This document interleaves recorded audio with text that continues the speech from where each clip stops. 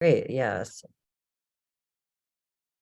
Yeah, so I launched the poll and we already have a lot of results here.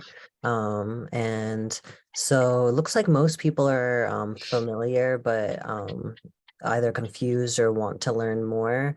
We have some people who are unfamiliar, um, and some people who have taken family leave insurance before, and then a few people who are very familiar. So we're definitely going to be learning a lot today. And I can guarantee that you're going to walk out of here with more information learned.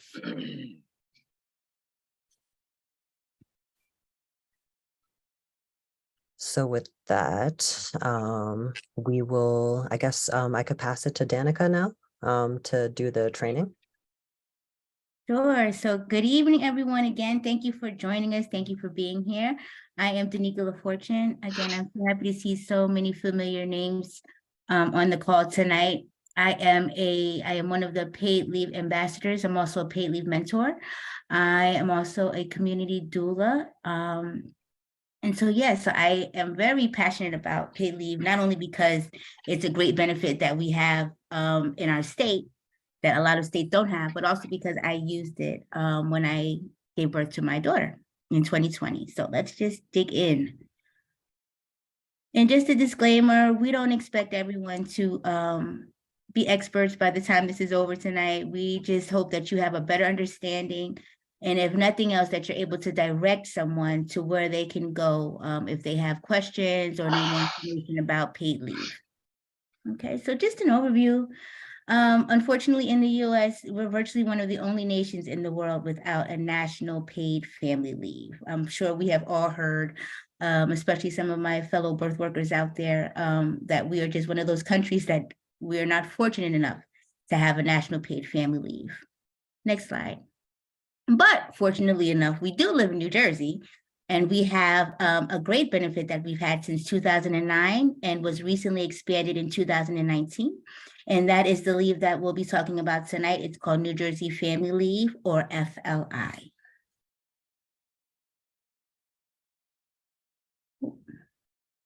Okay. So what are some of the values about paid leave? Research has shown us that it advances health equity. It's able to improve child and mother health, of course, because there is that extended time of bonding, and not just for the mother, but for all parents. It strengthens families' economic well-being because they are able to actually receive an income and receive wages while they are home, being able to spend time with a loved one or a new child. It also helps address racial and gender inequities in health and in workplace and in earnings. Next slide. So paid maternity leave makes children healthier, right? Just because, again, they have access to their parents for longer extended times and are able to bond with them. It helps to establish and maintain exclusive breastfeeding or breastfeeding or chest feeding for those that choose to do it. There is that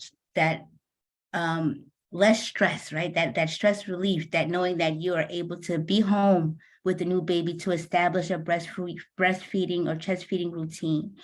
It lets parents nurture and provide quality care to children, again, because they know that they're able to spend that time being home, receiving wages, right? And it supports the baby's early development, again, because they are able to spend that time bonding with their parents. And it just gives them that closeness that is very important during those first early stages of life. Particularly for mothers or birthing people, it supports the choice to breast or chest feed. Like I said, it supports it because you're able to be home. And like I said, before getting back to work, if that's what you decide to do, you're able to establish some type of routine or consistency with your breastfeeding, which we know can be very challenging. It reduces the risk of breast and ovarian cancer, and it improves health recovery and mental well-being for mothers, which is especially important in our state for our Black and Brown moms. In New Jersey in particular, we are losing Black and Brown mothers 7 to 8 times more likely than their white counterparts. And that is during the postpartum period. So postpartum, when we say postpartum, it extends that 6 to 8 weeks. It extends 40 days. We include that up into a year. And nicely, paid leave can be used up until a year after the child is born. So it's a nice correlation for that postpartum care that a lot of birthing parents and a lot of birthing families don't get the time to take. So it definitely helps with the mental well-being. Like I said, for myself, it helped me because I had my daughter in 2020 in the middle of a pandemic. And going back to work was just not even an option I could consider at that time. I also had a few complications when delivering her, and I needed more time to take care of myself. So being able to use this leave during such a detrimental time, in our country, in the world, definitely helped with my mental health, knowing that I had that extended time to stay home with not just my family, my baby, but for myself as well, to take the time that I needed to recover postpartumly and after I gave birth to my daughter. So it definitely, firsthand experience can help with mental health. And benefits of paid leave for the employers. It helps with employee retention, which reduces turnover costs because, of course, if I am working in a place that supports paid leave and supports me taking time with my family, I'm going to try to, be the best employee that I can be because I'm supported by my employer. It boosts employee productivity, morale, and job satisfaction, obviously. And increases employee health, lowering long-term health costs, right? Because if something can be taken care of or addressed postpartumly, instead of later on down the line when it becomes something else, that's a better advantage for the employer to be able to have their employee at work. Next slide. So we're going to get into 2 real life scenarios. We'll go over now, and I just want you to keep these families in the back of your mind as we continue with this presentation, because later on we'll dig a little deeper into these families and see what, after we learn some things, what we can do to suggest some help for them. Okay. So our first family is Shadea and Maya. Shadea is a first-time new mom, and she works as a per diem nurse at a local hospital. Her daughter Maya was born prematurely, and Shadea is ready. It took paid disability leave for 6 weeks and then went back to work so she could save her time. So Maya is now ready to go home from the hospital, and Shadea has been diagnosed with postpartum depression. She is unsure what options she has to be able to take care of her health and bond with Maya now that she's home. Okay, so keep them in your thoughts. We're going to keep going forward. Alice and Emily. So Alice is Emily's mom. She's a single parent and works full-time as a store manager for a large retail chain. Emily has cerebral palsy, and she will be undergoing a surgery that requires 3 weeks of recovery. Alice seeks your help because she is struggling with being able to attend her daughter's IEP meetings at her school and how to care for her after this surgery. She needs to keep working and is worried about her income. Okay, so let's keep these families in our mind as we continue with FLI, or family leave insurance. So what are some of the uses? You've heard me speak already about bonding, and which is normally what a lot of people think about when they hear family leave or paid family leave is for bonding for new parents, right? So this is for both parents. It's not just for the mom or the birthing parent, it's for both parents. Both parents can use it. Both parents can take it at the same time if they choose to. And it's not just for a new birth baby in the house or a new baby, it's also for anyone who is adopting a child or children, or a foster placement. So again, I said that this can be used within that first year of birth from the baby, or within that first year of adoption or placement, okay? And in all of those situations, both parents are able to take that leave. So that's for bonding. Caring for a loved one. Some of us might have heard this one, taking time to care for a loved one with their illness. So workers can take family leave to care for a family member that has not only a physical, but a mental health condition as well. A lot of people don't know that. It's not just a physical health condition. And a loved one is any family member that you would consider family, which is nice. It's not just a blood relative, a spouse, or parent. It's anyone that you would consider family. So I'm an only child. I grew up with my best friends. I call them my sisters. If I needed someone to take care of me, one of my sisters could apply for family leave to be able to take care of me. So it's nice that it's a pretty broad umbrella about who a loved one is. I will note that when applying to care for a loved one, a medical provider must sign off on the claim. So everything, we'll get into it later, but everything can be done online. But just know that a healthcare provider definitely has to certify.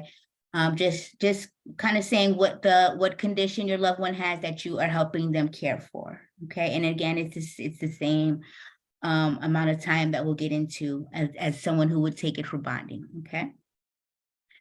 Now, as a community health worker, when I learned about individuals that have survivors of domestic or sexual abuse can take it as well as their caregivers, I wanted to share this information out because this is the most underused reason for taking family leave, and we definitely want to make sure that any survivors are able to know about this leave and take this leave and support it in taking this leave so that they can take care of themselves. So again, it is for the individual themselves, the worker, or it can also be for the person that needs to take care of the survivor. Okay, and this can be for them to seek shelter, any legal matters that they need to attend to, any physical healing that they need to actually attend to, anything that involves them taking care of themselves in recovery. Okay, next slide. So what does eligibility look like, right? I will say that most employees working in New Jersey are eligible. The exceptions are federal government employees, our out-of-state employees. So if you live in New Jersey but happen to work in a different state, and workers that are technically not employees, such as contractors. So anyone that would end up having to fill out a 1099 as a contractor, unfortunately, these people are not covered yet. So this is part of what we are still trying to advocate for more people to be eligible in our state for this leave. Next slide. So to qualify for family insurance, family leave insurance, you must have worked at least 20 weeks, earning at least $260 per week, or have earned a combined total of $13,000 in the base year, which is about 15 months, 18 months, but prior, a little bit more than a year. And this does not have to be with one employer, okay? I like to make that clear because sometimes people get nervous and they say, oh, I'm at a new job and I've only been here for however many weeks. Okay, but were you working before that job? Yes, I was at that job for 2-3 years. Okay, so you qualify. So it's a combination, it's a combined total of working for 20 weeks, at least earning the $260 weekly, okay? So the benefits, I was blessed because when I took my leave, it had just increased from 65% to 80, what it is now, 85% of a worker's average weekly wage. And it's up to 1,025 now. It actually increased this year. And it is available for up to 12 consecutive weeks. And like I said, when I took it, it went from the 65 to 85% and from 6 weeks to what is now the 12 weeks. Which you can take consecutively, or you can take it, if you want to break it up, it would be about 56 days or 8 weeks if you take it intermittently. So that is another option. You don't have to take it all at one time. You can take it intermittently, which might work with some families with a new baby. If one parent wants to, maybe the birthing parent wants to take their leave for the entire consecutive 12 weeks, and maybe the other parent or spouse or partner wants to take it intermittently. Again, both parents can use it and you can each use it how you need to, or what works best for you. So this is just a page from the website. Everything is done online. So this is the landing page when you go to myleavebenefits.nj.gov. And just the steps for workers to take your paid leave. So of course, you want to make sure that you inform your employer if you are thinking about or considering taking this leave, just for awareness, of course. We say 30 to 15 days notice for bonding, or in a reasonable amount of time, or 15 days for caregiving if you can. Sometimes it's just an emergency situation and you're not able to give that much time, but a reasonable amount of time. You definitely want to let your employer know that you are looking to take this leave, right? Then you want to go to the website we just saw, myleavebenefits.nj.gov, and everything is done 100% online, okay? You can start your application early, up to 60 days before taking the leave, or 30 days after. We suggest you kind of take it or apply for it after you start your leave. It's just a better flow of you being able to receive your benefits. But the option is there if you want to start your application earlier. Okay. And then again, just a reminder for the caregiving, you definitely will have to have the doctor certify. Bonding claims do not need medical certification, but the Part C of the application is the medical certification for caregiving. And just a note, and you'll hear me say it again, and maybe again and again, please make sure that you get in touch with your provider if you know that you are going to be taking this leave, because they have up to 14 days to do their part. If their part is not complete within that time frame, it can significantly delay or deny your claim, and then you'll have to go through a whole nother process. And you want to get paid, right? You want your money. You're home. Yeah, you don't want to have to worry about going through all this. So if you have a good relationship with your provider, I would say just give them a shout out, give them a call, and say, hey, I'm filling this out. Just can you make sure that your part is done within the time allotted, which is 2 weeks, just to give them the heads up about that. And that I'm going to pass this to Yellow. Thanks, Danica. That's great.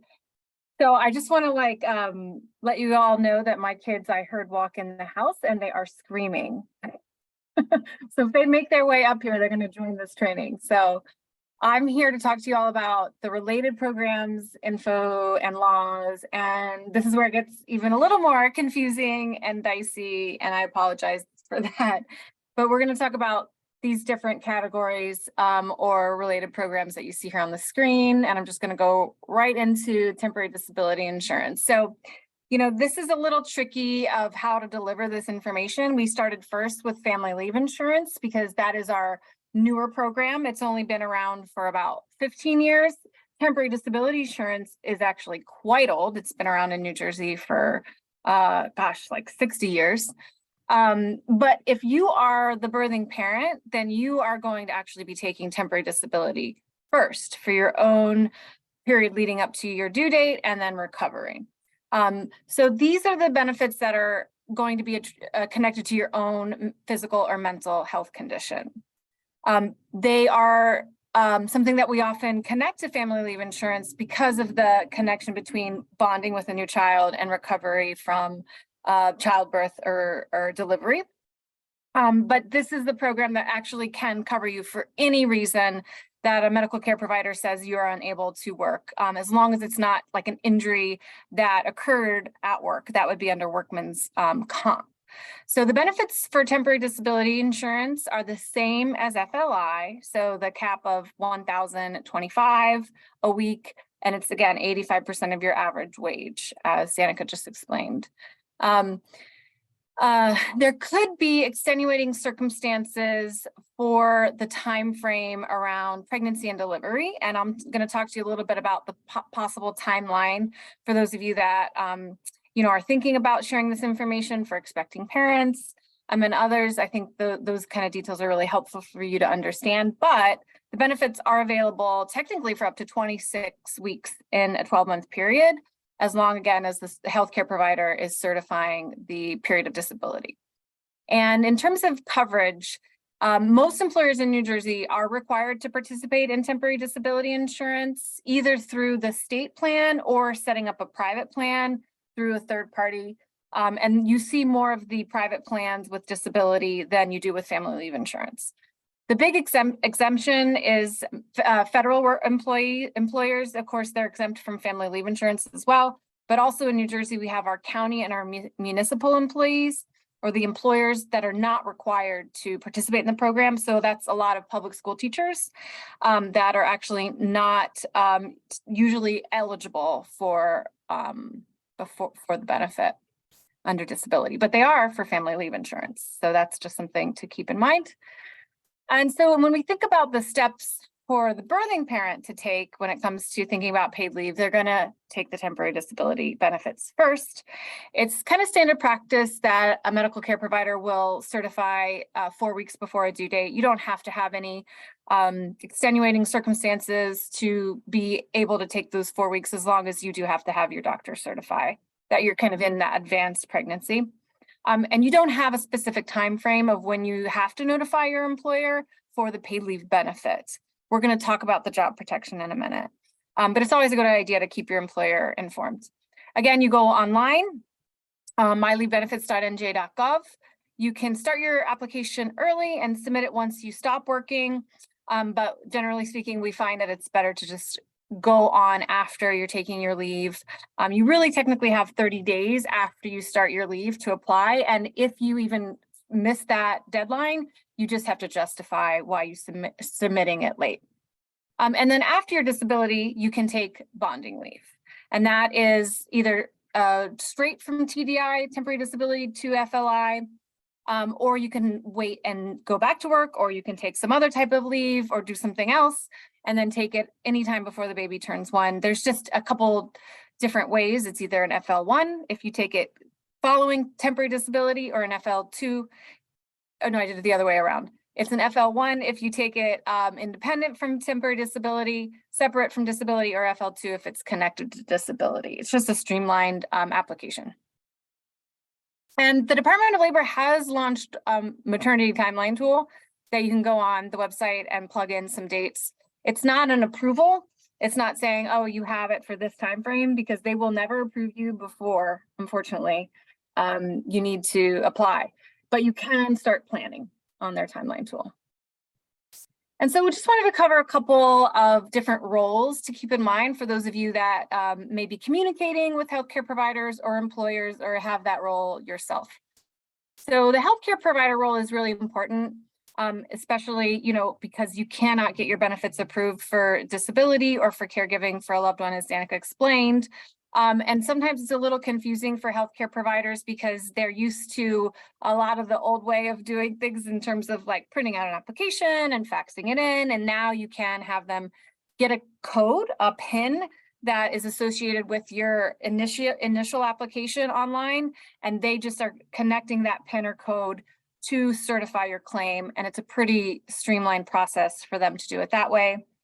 So we're always trying to get that information also to healthcare providers so that they know about it as well. And then, of course, as Danica said, we have 2 weeks for them to do it, or the Department of Labor will bump your application back to the starting point, and it can be a little bit of a headache for you to get your application going again. So the employer role is different than it used to be in the past as well. Employers used to have to fill out part of the application, verifying wages. Now the state looks at the wages that are being reported quarterly.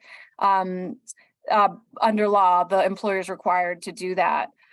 So the employer doesn't have to submit that information any longer, but they can, of course, support workers in applying, and they actually, under the law, are responsible for informing workers, not only through the posters, but they're also supposed to provide workers with a written notice of their right to take TDI or FLI. This often doesn't happen, but we're trying to get that information out that is actually their requirement to comply with the law. But yes, the most important thing is to know that they do not have to fill out any portion of the application any longer. It's just the claimant or the worker themselves starting the claim. So these are some tips for everyone to keep in mind. As Danica mentioned, you don't have to be an expert. Really, this is a lot of confusing information, and it's only going to get more confusing in a second here. But the idea is really just to figure out when you can bring up in the conversation, whether that's with a client or a colleague or a friend or family member. It's easier, obviously, if you're friends and family. But for other folks, we often sometimes think, this isn't my role. This is the role of HR. This is the role of the employer. And so I'm not going to stick my nose in this conversation. But it's so valuable in terms of the outcomes around health and well-being, and providers and other folks like doulas and midwives. We think that they're really trusted, important messengers here to make sure that people know that most workers have the right to take paid leave in New Jersey. And so just kind of like flagging it for them and starting them on the path to getting more information and applying is really going to be important in helping increase awareness and access. And then a couple of other just important tips that we like to tell people: don't lose your password. It's kind of obvious. The Department of Labor actually updated their system for logging in. And if someone does forget their password now, it's a lot easier to fix. It used to be you had to call And that was not easy to get through. So that was why we gave that tip, is like really important to just avoid people having to call. But now I think they have a reset password button, like literally just started last week. So that's getting better. And it works. It works. I had someone, yeah, the person I was Oh. talking about, they waited a few days until that change happened, and it works. So Oh, that's great. he was able to get through. Yep. Yeah, so the Department of Labor is making fixes to the system. The claims processing system is still outdated. I mean, it was built back in the 80s. So they are working on modernizing it, but where they're kind of making these fixes, like the password reset, they are doing it without waiting to modernize the whole system. So just know that behind the scenes, the system is clunky and outdated. While they're updating the website and the ability to apply online. I mean, that didn't exist, what, 4 years ago? You couldn't really even apply online. So, you know, things are getting better, but there's still a long way to go. And of course, the important tip we keep saying is make sure your medical care provider is certifying your claim within those 2 weeks. Okay, so retaliation and job protection. So the law right now, in terms of the paid leave benefit law, so your TDI, your temporary disability, your FLI, family leave insurance, I'm just saying it over and over, does actually prevent an employer from retaliating against someone for attempting to take or taking their paid benefits. And the law does state that retaliation includes being fired, reducing your salary, increasing oversight on your job duties, you know, any sort of retaliatory action, negative adverse action when you're trying to take your paid leave benefit. But there is a caveat. If you're not covered under job protection laws, which I'm going to talk about in a second, an employer may not be required to allow you to return to your position, which sounds like the same thing as being fired, but there is a nuance there, and it can get a little legally technical. But if retaliation does occur, you do have the right to take private legal action. So unfortunately, you know, what we have here in New Jersey is a great paid leave program. There's still some barriers, but we don't have a guaranteed right to return to your job. So we have a right to a paid benefit, but not necessarily a right to take leave, which is what we're trying to fix. So, you know, if this has been an issue for you, or you know folks that have been unable to take their benefits because they were worried about losing their job or lost their job or threatened with losing their job, please reach out. We are trying to make a change here. This is like going to be a not easy task, because right now there are 2 laws that cover job protection, and the eligibility requirements are where everyone gets all confused. And they think the eligibility that I'm describing here around job protection is the same for paid leave benefits. And I just want to say it is not, right? As Danica said, the eligibility for your paid benefits is about how much you've earned, you know, at multiple employers, but it's not about how long you've worked there or how large your employer is, or how many hours you've worked. It's about what you've earned. So for job protection, we have the federal FMLA, where you have to have worked at your employer for a year. You have to have earned at least 1,250 hours in that year. And there has to be at least 50 employees within 75 miles to have this law cover you for taking leave for your own health, as well as caring for a loved one and bonding with a new child. And then we have a New Jersey, essentially New Jersey FMLA, or the New Jersey Family Leave Act is what it's technically called. It's a little easier to access this job protection law because you have to have only earned 1,000 hours, and your employer can only be 30 employees, or a government entity. It doesn't matter what size the government entity is. And that's 30 employees worldwide. So depending on the size of your employer, this, you know, one of them might cover and one of them may not. And I'll talk to you a little bit about how those work. And also just mention that when you are taking leave for reasons related to domestic violence or sexual assault, the New Jersey SAFE Act does provide an extra layer of protection for your job for 30 days. I don't think this QR code works. I apologize for that, but the link does, myleavebenefits.nj.gov/job protection. And this is our summary chart to kind of pull all the threads together here for you. Wage replacement is what we spoke about in the beginning. And, you know, TDI and FLI as that money that you can have so that you can afford to take leave, and then your right to return to your job and have your job protected while you take leave is under these job protections here on the right that I just described, FMLA and the New Jersey Family Leave Act. And this is a little diagram we share with people just kind of to remind you that the programs are different and the eligibility is different. So this is a little summary of the eligibility requirements under both of those programs. Okay. I won't go over that, but that's a resource that we'll send to you and is available to use when you're talking to folks that need to know that their job is protected before they can take their time. And then when it comes to taking leave for pregnancy, recovery, and bonding, this is an important flyer that the Division of Civil Rights has that really explains how the federal FMLA law and the New Jersey Family Leave Act interact, or more precisely, don't interact. So if you're taking leave first for pregnancy and recovery from pregnancy, you're going to have job protection under the FMLA up until you recover. So that could be 12 weeks, it could be less, depending on what time you went out on leave and how long your recovery was. And then you have job protection, assuming you're eligible, under the New Jersey Family Leave Act, up to 12 weeks for bonding with a new child. And so that's two separate rights to job protection that do not run concurrently for the birthing parent. Okay, that is where a lot of employers get it wrong. Just today had someone ask this question. So this is a really good flyer for folks to have access to, where an employer is trying to deny them that full time of leave. Okay, so moving away from paid family, temporary disability, or paid medical leave, as we sometimes call it, and into shorter absences that people may need to take for sick time that is shorter absences, the cold, the flu, COVID even, as well as preventative care visits and more. And the safe days refers to the fact that you can take it for reasons related to domestic violence as well. This is different in that you don't apply to the state for the money. Your employer is obligated to pay you directly. The employer can have you earn your time. So they can have you work 30 hours, you earn 1 hour. They can also provide it to you up front. At a minimum, it's 5 days a year. So this is a floor. This is the minimum that they have to provide.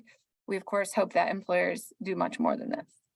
The time can, again, be used for your own health, illness, preventative care, caring for any loved one, again, broad definition of family, and school appointments. I'll have another slide that will share more about that.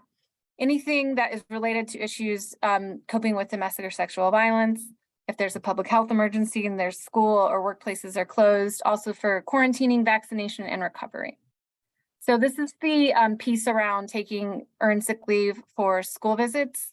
A lot of folks don't realize it covers you if you need to go to your school to meet with your IEP, or if you have some sort of request from the teacher, the principal, or you have an event. It doesn't even limit you from taking the time to go to parent-teacher conference or a play or something fun.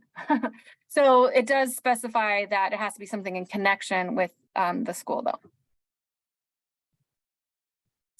Most workers are covered for earned sick leave. There are a few exemptions. We just mentioned that if you're in union construction and you have a collective bargaining agreement, you may be exempt. Most per diem healthcare workers were carved out of this law. And then if you're a public employee who already has paid sick leave pursuant to a law, then you're carved out. And of course, independent contractors, unless you're misclassified, which is happening more and more. So something to consider. If your employer is saying you're an independent contractor, it's important to know if that is true or not. And then this is just information in regards to taking action if you're not being provided your paid sick days. It's a form of wage theft.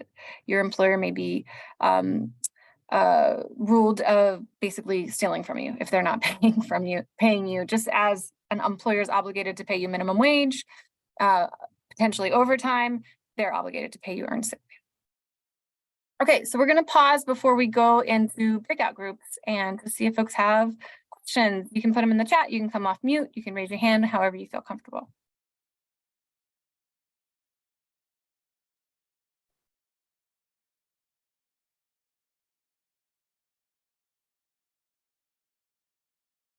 I know you have questions. I'll go first. My name is Denise Velez. Hi. Hi, how are you? Something that happened to me last year when the last time I took New Jersey FMLI, I didn't know that you cannot get paid because I had paid days and I got shortened out of it. So because of those earned days. So I didn't know that you have a period of like your check. I didn't know that. And the board didn't tell me that. Are you So are you a school teacher? yes. Okay. And then the board didn't tell me that. So I was a little conflicted. I called New Jersey. So I think that public employees, like, I think we just don't really know because we depend on the employer Yeah. to, M- I'm not trying to get My my employer in trouble. No, because, a lot of times these school boards, they're operating, with thin staff to help with the HR needs of teachers. One resource for a lot of teachers is their union. They're depending on what union you're in, you sometimes have pretty good experts on this. So that's just something to keep in mind. And then everybody has the ability, every employer has the ability to pay what's called employer pays the difference. So the benefit pays 85% of your wages up to 1,025, and then the employer can make you quote unquote whole. That is something that they could do. But it's, tricky sometimes for certain employers, especially if they don't have a lot of resources to do that. And so it is important to know that, you need to have the employer not pay you your PTO. And they can't force you to take your PTO, your sick time before you take family leave insurance. They may be allowed to do so before you take disability, which I know teachers are exempt from, but that's just something to keep in mind. And I think Vim, sorry, it closed here. Yeah, Vimy here. Hi. Vimy, there you are. So I have a quick question. If I work for I work for a nonprofit and we have vacation days, personal days, and sick days. So once the baby is due, after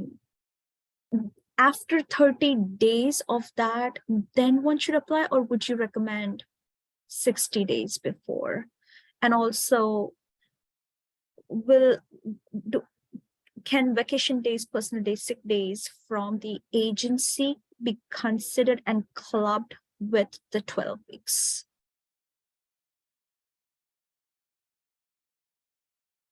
Okay, let me try to get the first part of your question.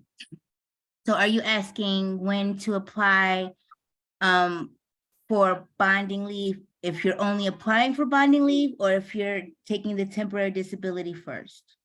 So my question is, if I want to do both, when do I start? Yeah, if I want to do both, yes, that's Okay. right. So as far as the temporary disability, you're generally eligible to go out 4 weeks before your due date, unless your doctor puts you out for a different reason. Like I had to go out months earlier than those 4 weeks before my due date.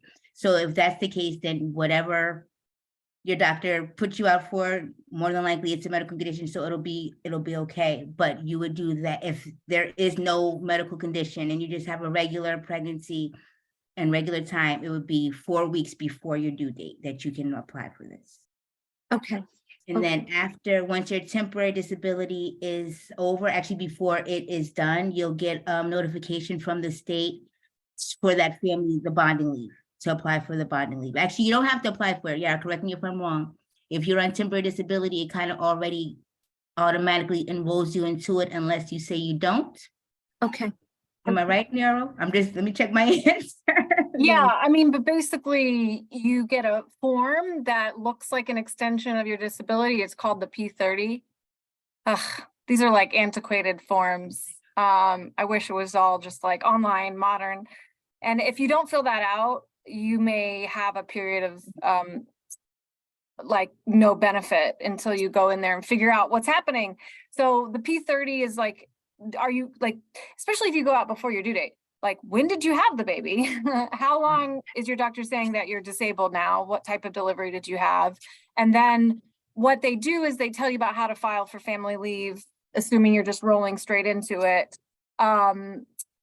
35 days after 35 days after the baby's born. But if they don't know when the baby's born, then that doesn't sort of kick in. So that's why that is something to keep in mind. If you get that form, look at it, fill it out, and get it back.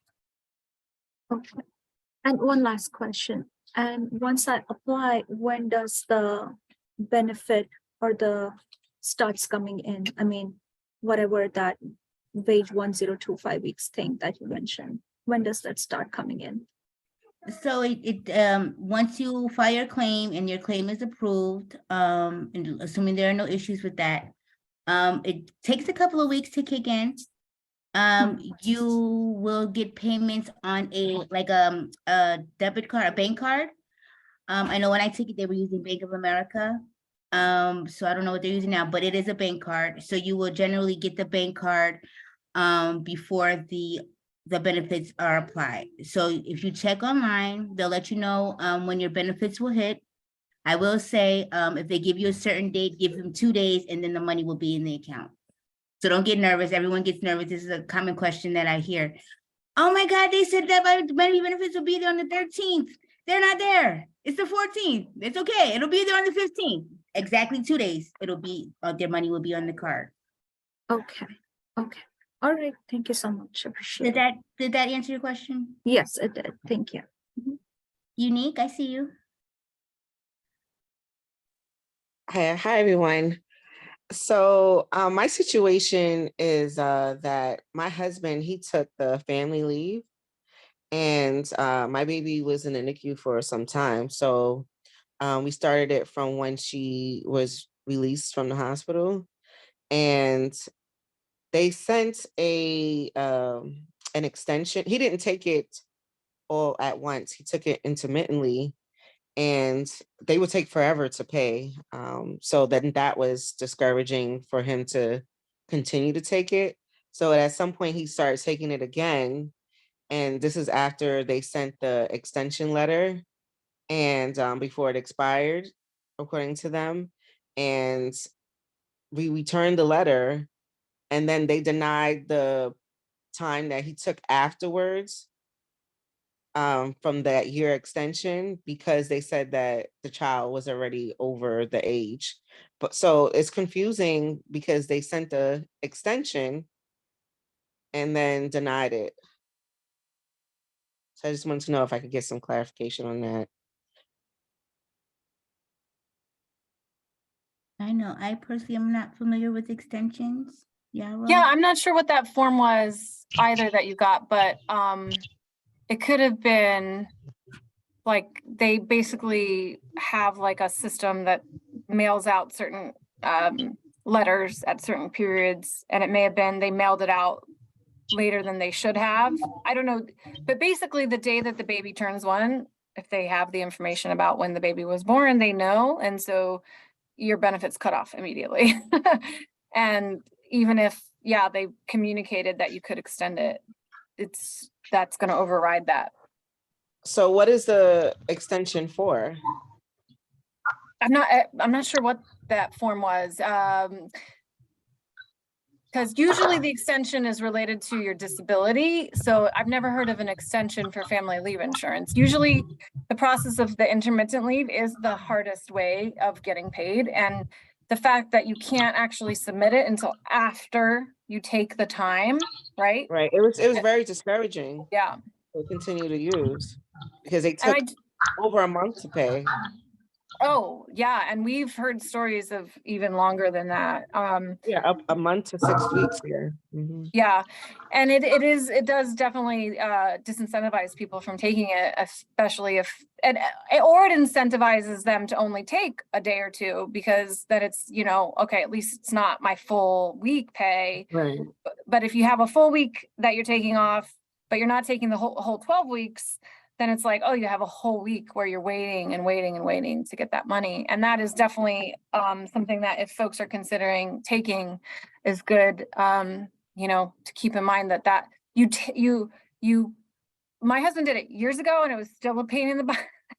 But basically, if you wait until you have a chunk of time, like after you've taken it, it's better. So you're not submitting a day here, a day there, but then it's more money that you're waiting for. So there's no win. It's a flunky system. I'm sorry you had to go through that. Mhm. So is there any chance of that being remedied? I mean, Everything has a chance of being remedied. I think what we also are trying to do, and we'll share the link with you when we follow up, is we're trying to build this movement to increase access. Broadly speaking, I talked about job protection, but where we see like people like you saying, wait, why not extend it to when the child is a year and a half? Like, let's do it. Like anything's possible, but it does take organizing. It does take mobilizing and sharing our stories. So it's not easy. Yeah, it seems like the only way you can benefit from is if you take it the whole amount right away. Yeah. Yeah, it used to be, just so you know, we live in a country where we see incremental change. It used to be, you know, where we all had access to only 6 weeks, and actually an employer could say, oh no, you have to use 2 weeks of your own PTO, and so you only have 4 weeks of your benefit from the state. That's crazy. So we have hope that things are always going to be on an upward trajectory of improvement, but we have to make our legislators and our policymakers make those changes. I see someone else has their hand up. Yeah, Adiola. Thank you, Unique. Hello, good evening. Can you hear me? Okay, my name is Adiola Ogunsanya. I'm a mother of 3 girls. I just wanted to clarify something. If you're going to break the paid leave, does that mean after the child turns 1, any leave you have left can't be taken again? Not for bonding with that child. Oh, okay. So You it's still better have you the just right take to- everything at once, I think. Yeah, or before the baby is 1. So planning ahead. Yes. Okay, thank you. Yeah, this is great. Thank you for bringing this issue to our attention, because we know it, but this is good to remind us. And we'll invite you to get involved in the Voices for Paid Leave. I'm gonna go ahead and open up our breakout groups, and I think troubleshooting these other scenarios is good to help everyone's understanding and work through other issues that kind of pop up. And of course, if you have questions in the breakouts, then you can ask those as well, and then we'll come back together. We have about 20 minutes left, and we'll come back together with a few minutes at the end. I'm going to actually link this these questions in the chat in case any of the folks want to see it. But you should have the agenda too, right? That has the scenarios. Okay. We will see you in the smaller groups. And it's easier to have discussions like this too.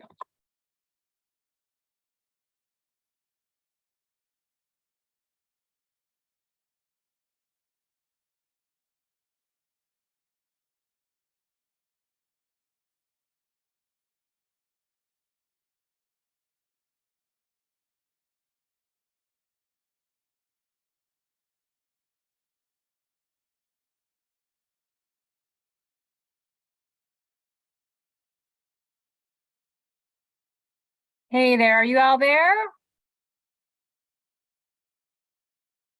You hear that? Yes, We I had- did. Great. Thank you, Danica. Good. We had Yes. somebody in our group, Yarrow, who their employer ignored the medical doctor's certification, and actually a job was lost. So Do you have that person's contact? she's here I in the sure group. do. I'm right here. I'm actually Oh. going to put our get support link as well, where you could directly schedule a one-on-one to get support. Yeah, there's various ways. For sake of time, you know what? After we kind of close out with everyone else, we can stay on and talk to you. Anyone who wants to do that, I'm happy to do that because my kids are quiet right now. But thank you for sharing, your situations. We do have a culture, unfortunately, and employers violate the law, and our culture doesn't support workers and our need to care for our health and our loved ones. And we are doing, all we can to change that. So yeah, let's join together, lock arms. So as we kind of close out here, just sharing some of the visuals of materials that we can get you.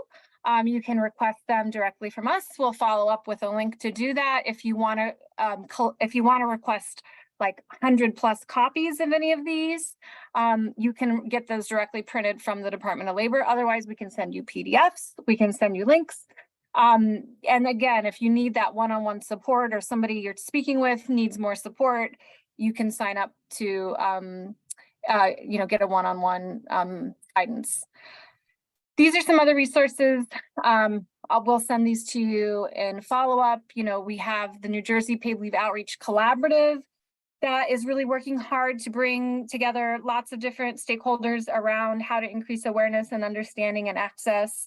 We also work through the coalition, which is changing policy and advocating, fighting for laws to be improved. And then these are just the official state websites so that you have them if you need them. And then we also have a Facebook group where there's a lot of conversation happening and questions, that you may find helpful or you may find not helpful, but you're welcome to try to join that as well. We got so many posts today that I think people's heads are spinning in that group. It's got a lot of folks now. And then again, like we were saying, share your story. This is how we make policy change. This is how we move people to say, all right, this is unacceptable that we live in a modern society where people can't afford to take time or they lose their job when they just are trying to survive and heal, recover, and bond and care. So please consider sharing your story. You can reach out to us directly, or you can fill out our form, and that's something you can share with others as well. And then this is just a little note. SPAN's Paid Leave Ambassadors are here tonight. And this is their emails. And I can read. And that is it. I think the main takeaway, if anyone else had anything from the breakout groups, I kind of ran out of time there, but we can stay on and chat about that. Our request, is in follow-up, we'll send you a confirmation that you can say you're accepting a gift card and sign that, and make sure we have your address, because we can't give you a gift card without your address, because yes, we are old school and we're mailing them to you. And we do just ask you to consider yourself sort of as somebody who has a level of expertise, even after just an hour and 15 minutes. Even if you don't think you are an expert, you do have more knowledge than a lot of folks. And so please help spread the word. Think of opportunities for doing trainings, for connecting materials and information to your networks, whether it's personal, professional.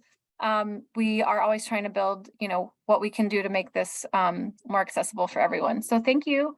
And that's it. Any questions? We will stay on. And anything else anyone wants to add? Yeah, I will, in the follow-up email tomorrow, I will be sending a recording for Michelle, who asked. Hashtag awareness for all. Wow. Look at that. Cool. Thank you so much. I did want to say, because my kids weren't quiet, but I escaped a little bit. And their dad is taking care of them for a minute. I do have a little situation. Michelle, let me stop the recording and then we can Sure. Okay. stop that.